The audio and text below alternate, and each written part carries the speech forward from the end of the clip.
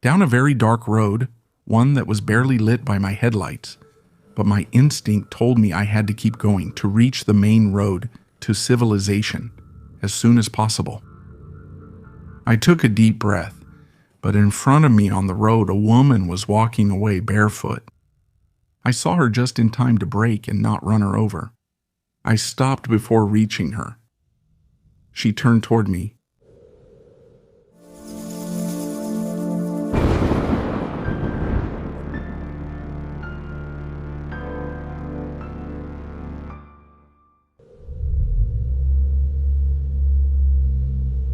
It's a good night to tell scary stories. It's cold here where we're writing from, and it makes you want to have a coffee, a tea, a mate, and gather to tell and listen to stories.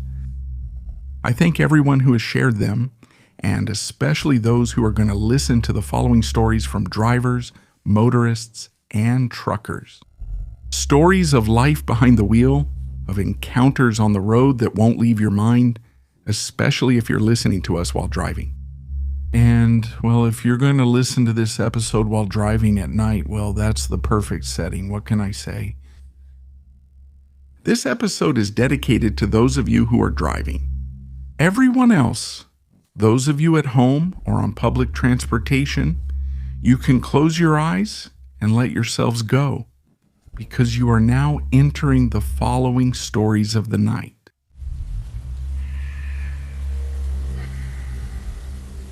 My dad used to drive a stake truck, those small cargo trucks that have stakes, rails, or bars, basically, outlining the cargo platform. It was from his job, but they let him use it on weekends for extra work, as long as he took good care of it.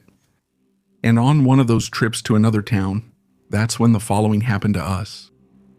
We went to a small town about 40 minutes from here to deliver some materials for a construction project.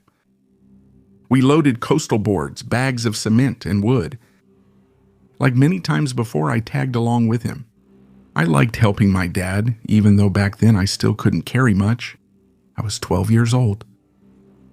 The construction site was empty when we left everything, but they gave him the key so he could store the load inside. I was surprised. It was going to be a huge house, because in that town there were only a few little houses. There weren't even 1,000 people, maybe less, you know? Nearly everyone lived in old small houses, most of which were very basic. And at the end of a street, there was that big house in the making. That building you could see from far away, 2 stories with a terrace. We went there to drop off the load, and since, as I told you, I wasn't carrying that much, it took us quite a while. We finished around the 8. We locked the gate with a padlock, and already very tired, we got ready to head back. We were happy, very much so, because my mom, whenever we worked on the weekend, would prepare something delicious for us, something warm waiting for us at home. No one values a hot meal more than someone who hasn't had anything to eat, and that was my dad. So we were in a hurry to get back. That house was the tallest in the village. From there, we saw that only a couple of houses had a little light on. Even though it was already dark, it looked beautiful from there. We crossed the town in just a few minutes, and before we reached the last exit, a lady saw us and ran toward us, raising her arms. "Take us to the next town, please. I'll give you everything I have." He was referring to our town, where we were going, and when he said that, he showed us some coins. The poor woman had less than 20 pesos. My dad asked her if everything was okay, if she needed help. The lady insisted we take them to town, that they would get in the back, that we wouldn't be in any danger. My dad laughed. How could that lady believe that my dad, a strong man used to carrying bags of cement, would be scared of her? He exited the truck and asked her what was happening. He said he'd give her a ride but wanted an explanation. The lady thanked him. She told him that her daughter was sick. She had to take her to town right away. My dad told her again he would do it. He told them to get in. The lady then gestured, and from among the bushes came out a young man. He had a child's face, but he was huge. He was definitely over 2 meters tall. I had never seen anyone so tall. He was carrying a young girl who looked about my age. Despite his height, the boy's eyes, I remember clearly, were full of innocence and fear. The lady helped the girl get into the back of the truck. My dad stayed quiet. I don't know if he wanted more explanations. She suggested they use her being asleep to their advantage. He should get them out as soon as possible while he could. My dad asked her if they were in danger, and the lady said that if they saw her daughter outside, they could beat her up. My dad got into the truck without understanding anything. It lowered because of the weight of the guy who jumped in, and we continued down the road. That road to my town was ugly and dangerous, so my dad was driving carefully even though the lady kept telling him from the back to hurry up. A few kilometers later, she said something we couldn't understand. And without asking, I leaned halfway out the window, and I asked the lady what was going on. She looked at me sadly when she realized I was a child. She told me to ask my dad to speed up. She gave her daughter pills, not wanting her to wake up. Not halfway through the trip. Not in the darkness. I told my dad, but he said no. Going faster was dangerous, and things would remain that way, and that I should just deal with it however I could.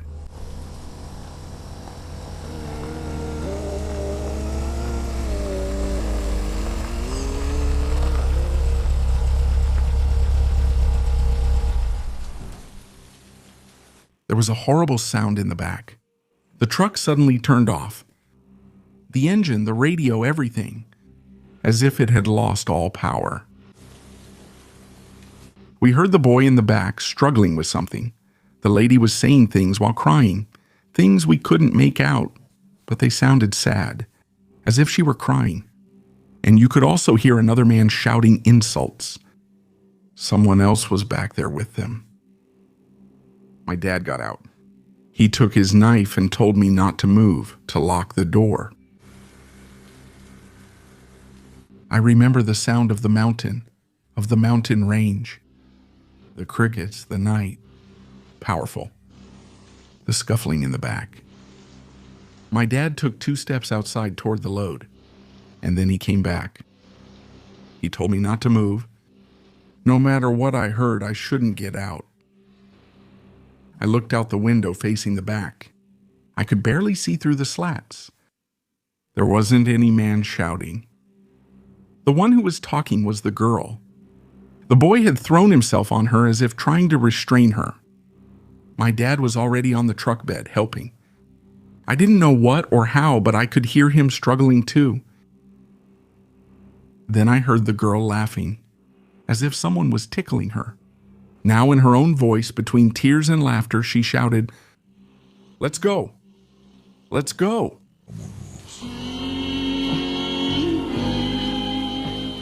The radio turned on. My dad jumped out of the truck bed and got in. Pale, very pale, and he's dark-skinned, but at that moment, he looked like a sheet of paper. It looked like all the blood had drained from his face. He started the truck and we drove down the road. He stepped on it. He sped up without thinking about the potholes in the road or the cliffs on the side. The truck just kept bouncing and bouncing. And in the back, I saw the lady holding on and the boy pressing the girl down against the floor. I held on tight. I had never been so scared in my life. From what I saw, from what I heard, but also because I had never seen my dad drive like that. He didn't answer me and seemed out of it, and twice we were about to miss the curve and go over. He slowed down as we were entering my town, and the lady shouted for him not to stop. My dad shouted back, asking where he was taking them. The lady just kept shouting not to stop, to keep going. I said to my dad, "The lady says not to stop." But when we got into town, he stopped the truck and got out. I felt a huge weight come off when the guy jumped out. I looked to my right. The girl was running away with the guy a few steps behind, trying to grab her, to catch up to her. The lady ran out, limping after them, and my dad and I stayed there watching as they disappeared into the night. We didn't know what happened. That day it was already night when they thought I was asleep. I heard my dad crying. I got up and listened at his door. He was telling my mom that when our truck broke down, when he got out to see what was going on in the back, the girl was floating. The girl was lying down, but it looked like she was about to fly away, and the young man was holding her back with all his strength. He said that she was the one who was talking like a man. A terrible voice was coming from inside her. You know, after that, people around here started calling my dad Grandpa. And it's precisely because of that night that he lost almost all his hair in a matter of weeks. And the hair he had left turned white. Very white. He looked like an old man, even though he wasn't even 50 yet. My job recently gave me a chance to visit that village. There are more little houses now. Some of them are big and beautiful, but I said no. I haven't gone up since that night. My dad even less. He never got over what he saw. Maybe because we never heard from the lady again, from the boy, nor from that girl.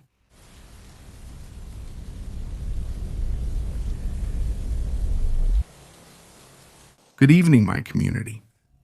My name is Teresita. Thank you so much for being there, especially when I'm alone. You saw my 2 grandchildren come to take care of me on the weekends, but from Monday to Friday, I'm alone. And I have found in you and your stories a window to a world I didn't know. I never liked scary things, but for some reason I listen to your show very closely. I feel like I know each one of you who has shared an experience, and that's how I finally got the courage to share mine. Back in the 90s, my old man, my husband, may he rest in peace, was still driving his truck. He was already getting old, tired. His illness had weakened him, and he was taking shorter and shorter trips. Luckily, his job supported him and allowed him to do that. I don't know how it is in other places, but around here, criminals are always approaching truck drivers. Even though they're honest and have their regular jobs and are doing well, they're almost forced to work for them, hauling their crap for them, to take advantage of their regular trips. That's how they approach my old man. They told him several coworkers had already done it, but they were already known. So now they were going to use him. Like in many cases, they told him he had 2 options. Do it and make good money, or say no and suffer the consequences. And stubborn and hard-headed as my big guy was, told them to do whatever they wanted, but he wasn't going to take anything for them. And that's how it ended, at least for a while. A week later, they came looking for him again. They told him the same thing again, that they were going to give him a second chance. Now they were going to pay him less. But if he said no again, he simply wouldn't live to tell about it. They asked him what good dignity would do him once he was dead. And that really made him think. He told them to go to hell again and said he wasn't afraid. But that was a lie, of course. That's when he told me about it, and he said he was worried. He believed those weren't empty threats. After that, we stopped going out together. He always went out alone. He didn't let me use his car anymore. If I went out, he made me go everywhere with the neighbors, even to the store. Never alone. Who knows from where, but he even got himself a gun. Sometimes I saw him peeking through the window when he heard strange voices out in the street from people who weren't from around here. I saw him keep his hand on the gun tucked in his belt, ready to draw it. What they did to him was torture him with fear, because they didn't tell him when, just that they were going to come for him. I was feeling really bad, and I told a neighbor about it. She was very devout, and we got together to pray. Among friends, through a friend of a friend of a friend, we reached Doña Mayo, who came from far away to pray with us and to ask for her protection. She gave me some red prayer candles for St. Peter. I had prayed over them all night, watching over them. She told me how to pray to make Gordo invisible to his enemies. And I started to pray with a lot of faith, convinced that this was the way, through prayer. That was how I could help him. The only way I had left. One afternoon, they really were waiting for him. 2 guys who had just come of age, and 1 old experienced man. All 3 of them were armed, ready to carry out the order, parked on the corner with a clear view of the house. And I remember seeing that car there early that day. I remember I felt something strange. But I did what I always did. I kept praying to St. Peter to make him invisible to his enemies. Weeks passed and my big guy was getting careless. He had stopped being afraid, or he had gotten tired of being afraid, one of the two. That day he went out walking to quickly deliver a tool to his compadre, another truck driver who lived around the corner, 2 blocks away. He walked in front of the Sicarios' car, but they didn't do anything to him. Then the fat guy walked back, with his slow, heavy steps as always. No hurry. Again in front of them. He moved forward with his back to them, walking all the way here, to the house. And he arrived without any incident. Just a few minutes later, we were talking near the window when we heard the sound of a police car. And then chaos. A police car had passed by and saw the men in the car as suspicious, so it approached. Right away, one of the guys ran off. The other 2 had no time to draw their gun. They were stopped with several weapons. The guy who ran was caught a few hours later. That one, the one I was most afraid of, was the one they got everything out of. It was his first job. My Gordo was the test he had to pass to join the others, the gang. They waited all morning to kill my Gordo, but he said they never saw him come out, that they stayed there waiting, watching the house, the window, the door. But he didn't come out. And that was the strange thing, folks, because I swear to you, he did. He walked right past them. And that's when I understood that that prayer wasn't just a figure of speech, that St. Peter made him invisible to his enemies for a moment. And I'm sure that saved his life. My Gordo died many years later in 2010. A peaceful life, especially in his last years. When he stopped driving, he kept going to the warehouse with his coworkers. I think the new guys learned a lot from him, especially that dignity is priceless. And now I still pray to St. Peter for all of them, those who came after him to drive the trucks, so that they drive carefully, so that they don't get lost. Visibles a la gente mala. Today, since I know a lot of people listen to you while driving, just like they used to listen to the radio before, today, if you allow me, I will pray for all of you as well. Thank you very much for listening to my story, even though it's not about ghosts or scary things like the others.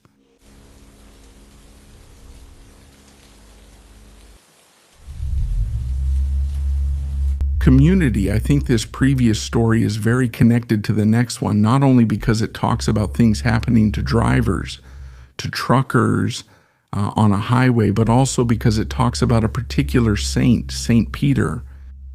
As you heard in the previous story, it also has a paranormal element, an element of faith, if you want to call it that. That's why I'm totally convinced that it was worth telling, even if you, someone out there, don't believe. You don't believe in it. Remember the selective skepticism I mentioned? There are people who believe in ghosts or witches, but think it's laughable to believe in saints. Some people believe the opposite. Here we respect all beliefs because they are all part of a personal experience, of each person's life, of their circumstances.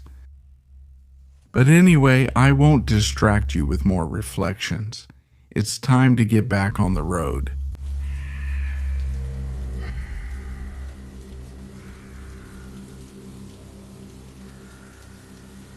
One way or another, I've always worked behind the wheel. I've driven everything from taxis and delivery trucks to forklifts. But now I'm going to have to tell you about a brief period in my life when I drove a little moving truck. It was never my main job, but I drove while driving a taxi at night too.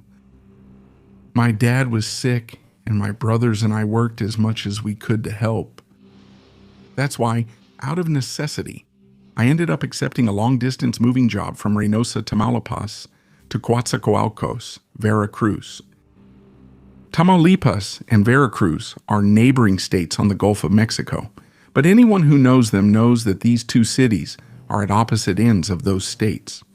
So this journey turned into a trip of more than 20 hours through highways and towns that, I was warned, could be quite dangerous.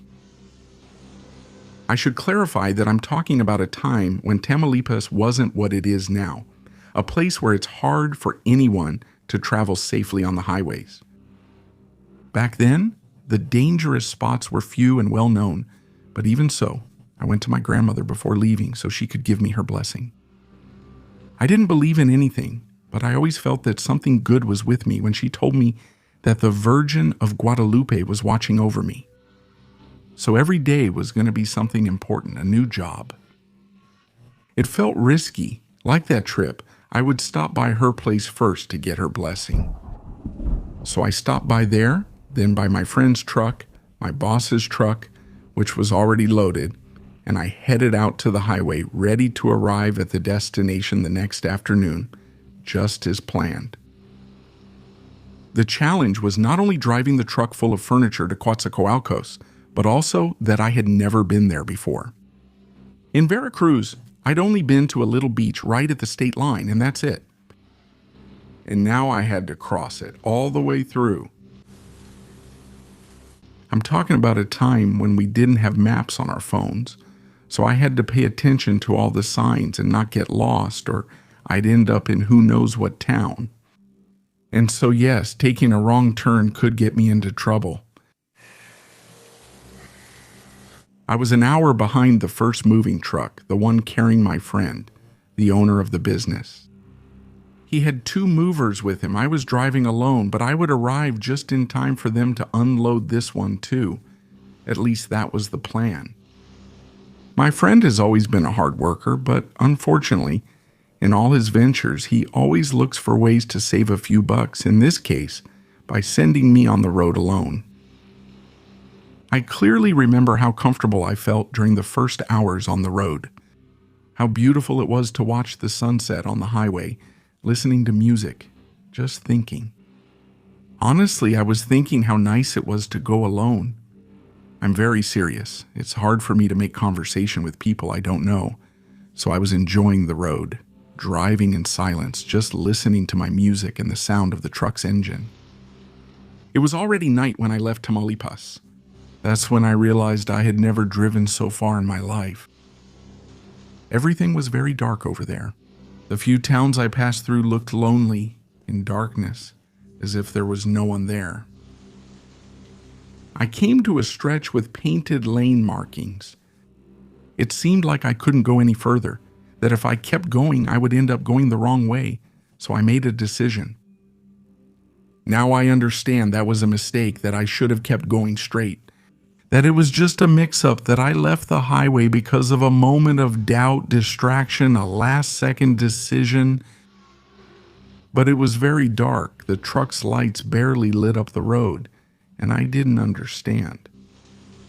I realized it when it was too late, when the turn I took led me onto a one-lane road that went away from the highway, and it didn't seem to lead to a town either.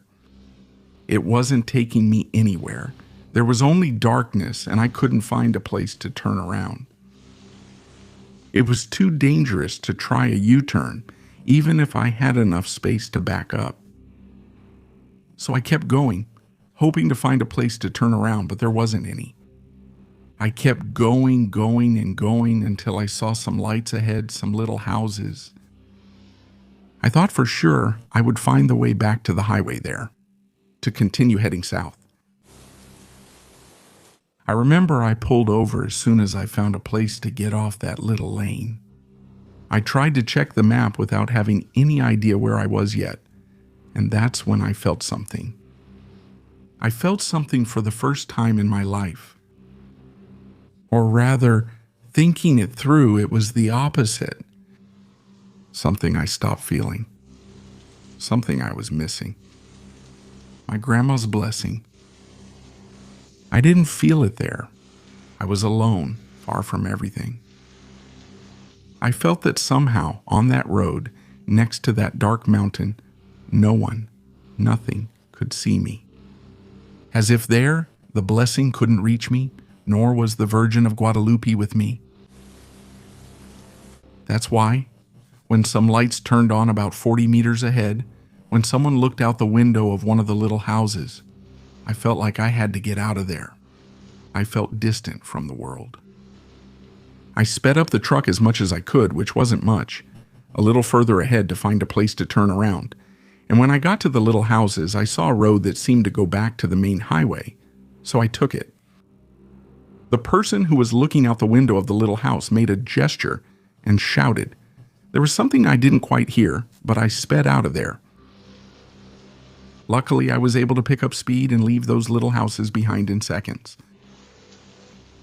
And I was already back on a dark road, one that was barely lit by my headlights, but my instinct told me I was already driving back to safety, to the highway, to civilization. I took a deep breath, but in front of me on the road, a woman appeared walking backward, barefoot. I saw her just in time to brake and not run her over. And as soon as I stopped, someone jumped next to my door in the darkness. Someone did the same thing on the passenger side. Two men pulled me out instantly, and I understood what was happening. Damn it, they were robbing me. Exactly what I had been warned about, what my friend had told me so much about. Don't take a wrong turn or any detour in the wrong place in the wrong town. At that hour, we ran out of battery. If you get tough, you won't live to tell. He told me so many times, and it was the first thing I did. And yes, as luck would have it, I got off the road in one of those wrong towns. Maybe in the worst one. The only thing I did was cooperate. It would have been better not to resist, to let them take whatever they wanted so they wouldn't hurt me. So I got out with my hands up and they pushed me to the side of the road, toward the mountain. As they led me over there, I glanced at the truck but was pushed again. And I noticed that nobody was getting in it, that they weren't opening the back, that they weren't taking anything out. And those two guys, the woman from the road and another one I don't know where he came from, were pushing and pulling me toward the bushes, making me go up into the darkness. I turned around one more time, and before I got hit in the face, I was able to see the moving truck alone, with its lights on in the middle of the road. I realized they hadn't stopped me to rob me, that for some reason they were making me go up the mountain. They were taking me. I remember I was very scared that the only thing I could do was keep walking. They were pushing me and saying strange things to me. I didn't understand them. They all smelled really bad, horrible. They seemed like wild people, I swear to you. They seemed to be growling at me. I closed my eyes because it made no difference, because even with my eyes open, I couldn't see anything. It was so dark. I thought about my grandmother. I tried to feel her close. I tried to feel her blessing, to believe, to have faith, the kind she always talked to me about. And at that moment, I wondered if my fate would be worse if I kept walking, or if I tried to fight to escape and they hurt me. Thank you for watching. I convinced myself that if I went up, whatever the reason, I wasn't coming back. I convinced myself that I had to fight to escape, at least try. I opened my eyes, pushed one of the men, and he fell among the branches. Without seeing, I kicked and threw punches. I hit the other man, I hit the woman. I felt I hit something small that tried to bite me, which seemed to be a child. And then I started running into nothingness, downwards, back to the truck. I just kept my legs moving. I fell and got up. I couldn't see anything except the truck's light in the distance, and I ran toward it with all my strength. It was still running. They had left it that way. I got in and floored the accelerator, but the poor engine could barely move anymore. Anyway, I didn't stop. And if I can confess something to you, if someone had crossed my path, I wouldn't have stopped. Not anymore. I felt like my life depended on it, on getting back to the main road. And when I finally got there, when I finally did it, I started to cry. I took a breath. I felt like I was almost safe, but I kept driving over the speed limit anyway. Especially for the poor truck, which I noticed was starting to knock. It wasn't in the best mechanical condition. It was barely going to make it to the destination, but at that moment, the last thing I cared about was blowing the engine. Despite the noise of the engine straining, I thought I heard something. Something that made me turn my gaze toward the hill, toward the darkness of the mountain I had just escaped from. There. That was the first time in my life I saw a witch. And by witch, I mean those balls of fire that fly near the trees. I don't know what they are. That's what they call them. And the one I saw was very bright. And it was flying fast, parallel to me, but up there on the hill. Sometimes getting a little closer to the road. Suddenly it moved away until it vanished all of a sudden. And I didn't stop again. I didn't stop for a moment until I finally caught up with my companions when we arrived at Veracruz port. And that was despite all the time I had lost. They looked at me in surprise. They asked me what had happened. Why did I look like that? I told them everything exactly as it happened, even about the fireball flying after me. One of the porters, who was actually from Veracruz, told me that they didn't want to steal my cargo. They were coming for me. They were taking me to give me something in the mountains. That I was lucky to have survived. Because what's up there doesn't just eat your body, but your soul too. That area was full of witches, but not like the ones you hear about when people talk about Veracruz or Catemaco. Different witches. Beings of the forest that have been there for centuries. I felt like he was exaggerating, and he was always like that, exaggerated and kind of a storyteller, but what he told me really scared me. Thinking about the possibility that there might be at least some truth to it. Imagining how close I was to such a terrible fate. Somehow I feel, no matter how much they tell me I was lucky, that it was my grandma's blessing that saved me. And now I always carry a little St. Benedict medal that she gave me. I wear it tied to my left ankle. I never take it off for anything. And above all, always, I repeat the same prayer to St. Peter, to take care of me and my family. I don't know if it's a coincidence. I'm not sure if I just haven't ended up in places filled with evil anymore. But so far, I've never felt again that I'm in a place where His blessing can't reach me. And the care of the Virgin and her saints.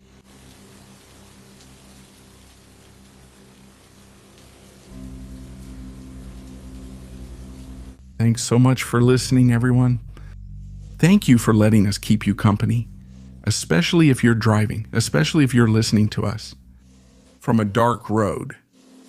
Keep your eyes wide open. The only thing that's certain is that one of you will be the next main character in Stories of the Night.